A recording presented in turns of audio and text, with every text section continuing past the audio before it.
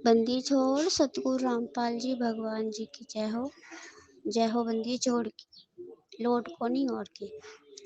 सत्ताए भाई जी, दासी जब सुबह परमात्मा जी को छोटी भोग आरती के साथ में भोग लगा रही थी, तो परमात्मा जी ने दिखाया था, मालिक ने दिखाया। सभी सत्सेवक भाई बहन हैं, परमात्मा जी कह रहे हैं कि तुम्हारी भक्ति तुम भक्ति का, तुम्हारी परमात्मा का ज्ञान बिगुल बाज चुका है। अब तुम लोग होशियार हो जाओ। जैसे आर्मी के जवान, कोई उन्हें दिखता है जैसे कहीं से कोई अनहोनी सी दिखती है कि कहीं से खतरा आने वाला है, तो वो एकदम एकदम पोर्शन पे रहते हैं। उनका बस उनके मालिक का इंतजार रहता है कि कब बॉर्डर दे और कब हम आक्रमण करें अपने दुश्मनों पर। इसी तरह से अब काल एकदम से बौखला उठा है, जब से पांच पांच बाती बाती के दीपक जला है ना। वाती पंचकोप कर पूजा देवनंद और न दूजा, खंड खंड में आरत कार्य सकल में हर ज्योति विराजे। जब से वो इतनी बुरी तरह से पागल हो गया कि उसका सुख चैन सब कुछ खो गया है। अब वो बौखला रहा है। तुम्हें कमर कस लेनी है, हथियार अपने साथ रखने हैं। परमात्मा जी दिखा रहे हथियार हमारे भक्ति बोध हैं। हम सभी लोग अपने अपने हाथ में चलते जा रहे, जैसे आर्मी के जवान अपने अपने हथियार उठाते जाते हैं, इसी तरह से परमात्मा जी वहाँ पर खड़े हैं और बहुत अच्छे से मुस्कुरा रहे हैं। जैसे कभी कभी कोई जैसे दरवाजे पे खड़ा हो जाता है, दरवाजे को पकड़ के ऊपर की चौखट, इसी तरह से परमात्मा एक वहाँ पे मैदान सा, वहाँ पे एक कुछ है, वहाँ पे दरवाजा सा है, वही परमात्मा जी उसको पकड़ के खड़े हैं और कह रहे तुम अपने अपने हथियार को संभालो, पोजीशन को संभालो। और बगल में अपने लोगों के कमर में परमात्मा ने एक फेंटा सा बांध दिया, लाल कलर का है। जैसे कि हमने देखा होलियों के समय में ग्वाली लोग बांध लेते हैं, एक सर में और एक कमर में। तो हमारे सर पे तो नहीं है, हम सभी भाई बहनों के कमर पे परमात्मा ने बांध दिया है, वो अपने हाथों से परमात्मा ने बांधा उसको। कह रहे बच्चों अपने अपने हथियार उठाओ। तो सभी लोग हथियार उठा रहे हैं, हथियारों में भक्ति बोध है, सो सभी लोग अपनी अपनी भक्ति बोध उठाते जा रहे हैं और आरती सुमरन करते जा रहे हैं। और ज्ञान को आधार बनाए परमात्मा करे, जो तुम्हारा ज्ञान है ना, वज्र है वज्र, ये तुम्हारा हथियार है, इसके आगे सारे हथियार फेल। और जैसे ही काल ने एकदम से अपन पे आक्रमण किया, दासिक तो रोना आ रहा बीच बीच में, एकदम से अजीब सा लगता है। तो जैसे उसने आक्रमण किया, परमात्मा जी हमारे पीछे ही खड़े हैं, बिल्कुल हमें डरने नहीं दे रहे। और जैसे ही आक्रमण किया उसने, काल ने, और जैसे सभी लोग अपने अपने मंत्र का जाप कर रहे हैं, कोई प्रथम नाम का, कोई सतनाम का। और जो सतसेवक भाई बहन है, जो संकल्प दीक्षा से जुड़े हुए हैं, वो अपने नाम नहीं आ रहा, समृत साहिब रत्न उजागर की वाणी का कर रहे हैं। तो एकदम ऐसे उसमें से एकदम जैसे तेज निकल रहा है, ऐसे परमात्मा सत्संग बताते ना, जब परमात्मा प्रथम बार उस काल से मिलने आए थे, तो परमात्मा ने सतनाम का जाप किया था, तो वो एकदम पाताल लोक में गिरा था जाके। उसके पंख एकदम से कट गया, से पक्षियों की तरह फड़फड़ा रहा था। इसी तरह आया तो बहुत तेज में एकदम ऐसे आया, जैसे कि शेर गरज रहा हो। जैसे ही सभी भाई बहनों ने अपने अपने सतनाम का प्रथनाम का जाप किया, उसी समय वो एकदम असहाय हो गया, जमीन में धड़ाक से न गिर पाया। फिर तो उसकी आवाज ऐसे रहेगी कुत्ते की तरह, जैसे कुत्ते नहीं गुर्राते हैं खिसिया के, इसी तरह से गुर्रा रहा है।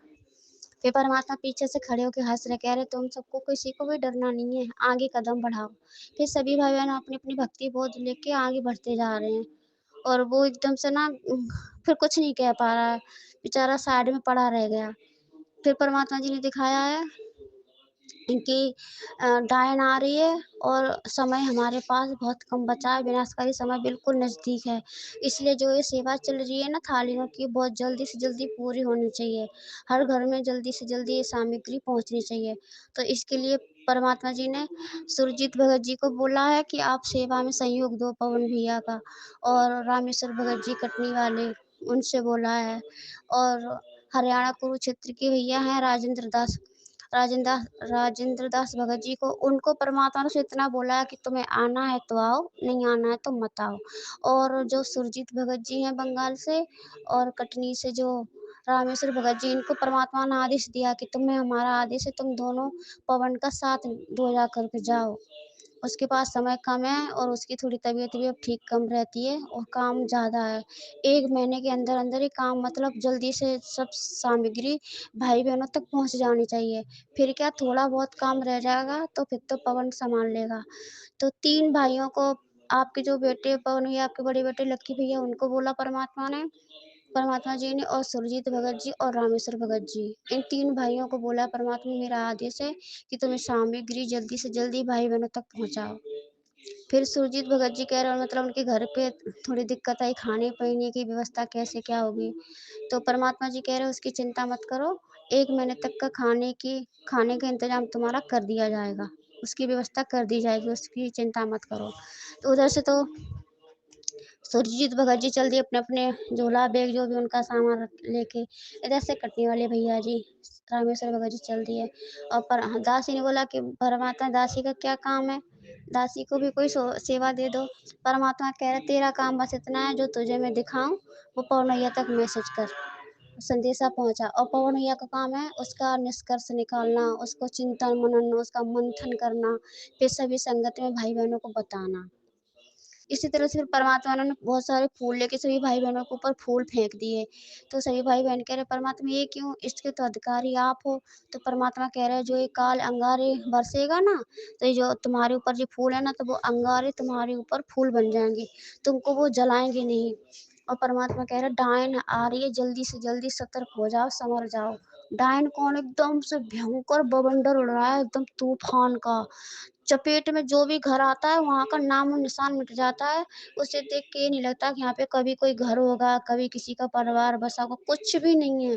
एकदम से परमात्मा कह रहे डायन शीघ्र शीघ्र गति से आ रही है, इसलिए जे सामग्री जल्दी से जल्दी पहुंचे भाई बहनों तक। वैसे तो भाई बहन मानसिक आरती करने लगे, पर मानसिक आरती में और सामने आरती करने में बहुत फर्क है। तो इसीलिए आप तीनों की ड्यूटी लगाई जाती है, जल्दी से जल्दी सामग्री पहुंचाई जाए। और परमात्मा पवन भैया जी आपको परमात्मा ये कह रहे हैं कि आप संदेशों को अच्छे से समझ के भाई बहनों को बताएं। और जब वो डाइन चल रही है ना, तो बवंडर की तरह है, पूरे घरों को उड़ा लेगी, नामो निशान मिट गया, वहां तो कुछ है ही नहीं है कि कभी कोई यहाँ था। और परमात्मा की दया से सत्यवक भाई बहनों की तरफ जैसी वो बढ़ी है, सैकड़ों कोस की दूरी पे खड़ी है, एकदम परमात्मा की ज्योति जल रही है, उसमें से अंगारे से निकल रहे हैं। मतलब हमारे लिए तो अंगारे नहीं है, उनके लिए अंगारे से निकल रहे हैं। तो परमात्मा की दया से वो आगे बढ़ नहीं पाई। जैसे ही वो आगे बढ़ने को हुई, तो जैसे छोटे छोटे बच्चे नहीं गुब्बारे को फुला लेते हैं, फिर उसको फोड़ देते हैं, मतलब गुब्बारे फुला के उसे फोड़ करके खेलते हैं। इसी तरह से जैसे ही वो सत्युगों की तरफ बढ़ने को हुई, पहली बात तो आगे वो कदम बढ़ा ही नहीं पा रही। उसकी ऊर्जा जो 5 ज्योति जल रही है, इसकी इतनी ऊर्जा, इतनी इसमें इतनी शक्ति निकल रही है कि आदमी आगे कदम बढ़ा ही नहीं पा रहा है, बुरी शक्तियाँ। तो वहां से एकदम से फटाक सी ना गुब्बारे की तरह से फूट गई है, और आसमान की तरफ उड़ती चिल्लाती हुई जा रही है।